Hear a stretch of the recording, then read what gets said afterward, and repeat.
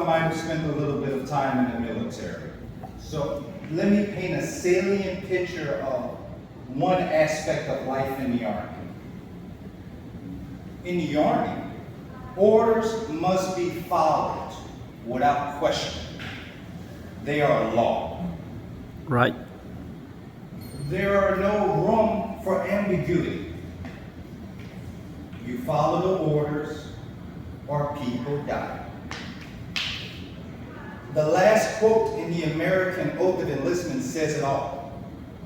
I will follow the orders of the officers appointed over me and the President of the United States of America, so help me God. It shows you, a little dramatic, I know, but it shows you how serious the Americans take their orders. They live and die by it. However, you have to think about sometimes, some places, when you have to think outside the box. And maybe you have to understand the guidance of the orders in order to truly understand the intent behind it. When I was a kid, some decades ago, straight out of high school, I followed orders without question. You say run, I say how fast. You say jump, I say how high. Because that's what I was trained to do. That's how I was programmed, to follow orders without question. One day, my first sergeant, think of him as like the centurion of the organization, called me up and asked me, "Need you to fix this radio. Here you go." I was like, "Yes, First Sergeant. Roger, First Sergeant.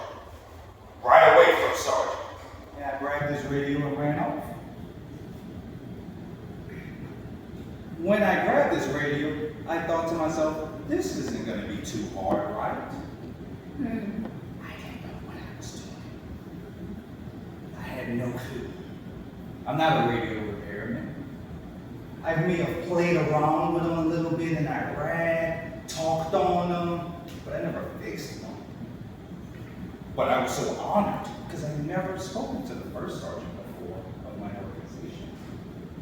I was like, okay, wow, the first sergeant tells me to jump, I say how. So I ran around the unit, went to my sergeant. Hey sergeant, help me fix this radio. It's like, you need to do this, this, and this. Okay. Then I went to the supply sergeant. Sergeant, I need a battery, I need an antenna. He said, I don't have a battery, here's an antenna, here's a few extra parts. Go with God. So I spent the rest of the day trying to search my unit, scavenging for parts, trying to jerry-rig something with some cables, and fix this radio. Needless to say, I wasn't successful. 1700 approached, and my first sergeant asked, "What's the status of my radio, specialist?"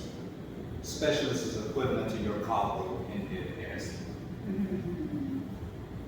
First sergeant, I wasn't able to accomplish the mission. First sergeant looked at me and kind of cocked his head, and he said, "What did you do?" I enumerated the steps that I took. And then he just asked me a simple question. Did you exhaust all your resources and went down all the avenues to accomplish this mission before you came back to me and told me you failed? I was aghast. I didn't know what to say because I did what I knew how to do. I didn't do all that I could do. All I could say is, "Negative, First Sergeant." And he said, "Roger." Took the radio back. "You're dismissed." Next morning comes rolling around. First Sergeant calls me back up. "All right, specialist, I need you to fix this radio. And I want it back here at 1700, fully operational." I took the radio. "Roger, First Sergeant, 1700. But this time, I turned heaven and earth on his axis. Went down the street, went to other organizations, spoke to people I never spoke to at my station to fix this radio. And we were successful. This radio was fully functional and operational. 1700 came rolling around. I gave First Sergeant that radio back. First Sergeant, that radio is fully functional. That radio is fully functional.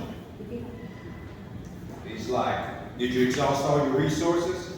I said, Roger, First Sergeant. Said, now you're thinking like a leader. In Toastmasters, I was reminded of that lesson as well. Mentorship is about being an effective leader and being able to not give orders, but give guidance. It's about allowing them to learn their own voice and how to speak, as opposed to you telling them what to say. It's very important as a mentor to ensure that they know how to walk and forge their own path, but you avail them of your knowledge. That radio was never working as good as I was working after I learned that lesson. That leadership through mentorship is transformation.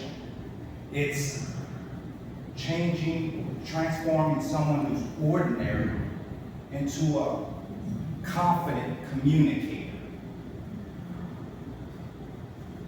So I leave you with these simple words. What have you done to mentor yourself or someone else to strive for excellence? And what can you do to learn and